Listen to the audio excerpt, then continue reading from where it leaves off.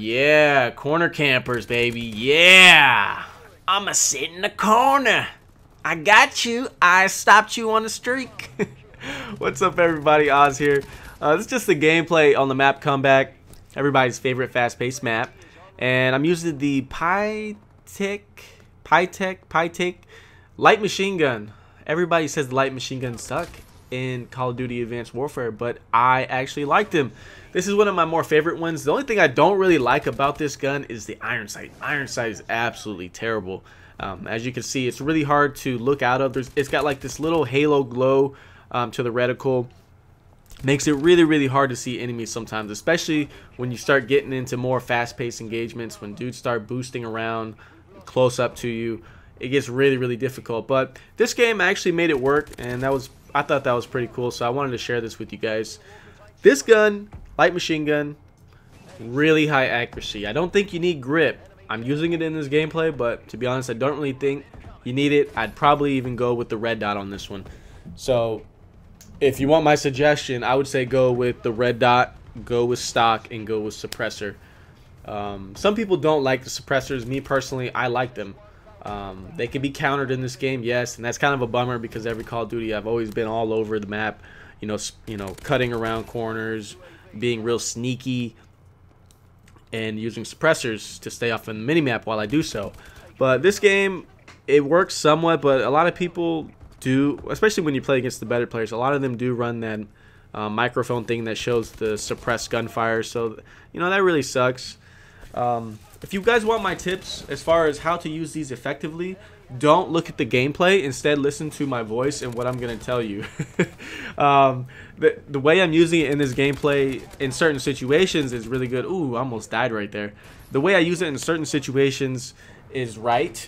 You want to post up. You want to let people come into your line of sight. Don't go chasing after people. And you'll see me do it time and time again, over and over. I chase after kills. I see an enemy, I'll just chase after him, and I think I even do it here in a second. Okay, maybe not, but I know for sure in this gameplay at one point in time I do chase after like 2 or 3 enemies. I end up getting the kill, but they could have very easily took me out. So just let them come into your line of sight. If you can't get the kill 100% and you're not confident that you can't get it 100%, then don't chase it. That's how you'll be the most effective. As far as the way that you want to play a little passive aggressively. You know, like, don't do this. What am I doing? Like, honestly, how many times would you have got killed in that situation trying to jump through the damn window? Like, I'm just feeling ballsy. I'm feeling really confident, and that's why I did that, and I'm just trying to show off for you guys. But like I said, don't do what I'm doing. Just listen to what I'm telling you.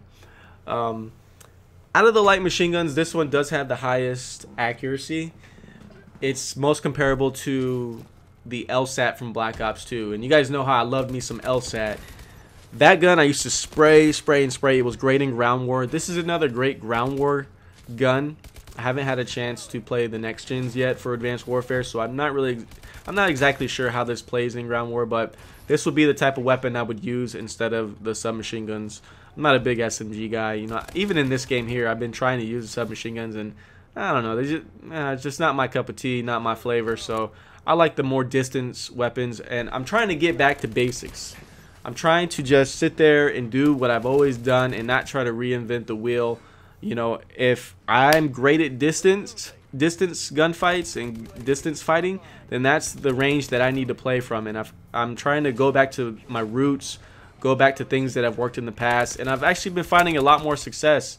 I'm still averaging like the same KD ratios as I always have, but what's been harder to do is the really long kill streaks that I used to go on, and that's just based on the lobby and who you're playing against, really. It doesn't really have anything to do with your talent or skill level. You know, just really, you know, how good are the guys on the other team. Great gameplays always come from playing bums, and that's just how it always is. So with that being said, let's talk about Comeback. Small maps. I'm gonna give you guys some of the things that have worked for me. Small maps, I always play a lot slower. Some people play faster on the small maps. I tend to play slower because small maps, you're going to get more traffic, and you're always going to be able to put yourself at an advantage. Now, you're not necessarily going to be the X factor in there smashing everything at the B flag, capping, keeping them off of it. So yeah, it's going to be very easily for a team of submachine guns to go in there and blow you out the water. You're not going to have a chance at winning the game. But if you're talking about just strictly, you know, staying alive and doing well with your gun, then just let them come into your line of sight. What I like to do on comeback is I actually like to sit in the corners of the map. This building, this green building right here, for example, I like to post up in.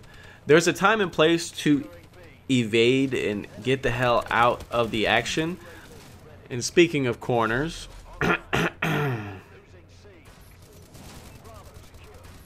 yeah. Alright, so anyways, what I've noticed a lot of times is that when you're in the corners of these maps and you're aiming down the sides where B flag is, preventing them from flanking. That's basically what you're doing when you're posting up in the side buildings and the rooftops. You're just preventing the flank.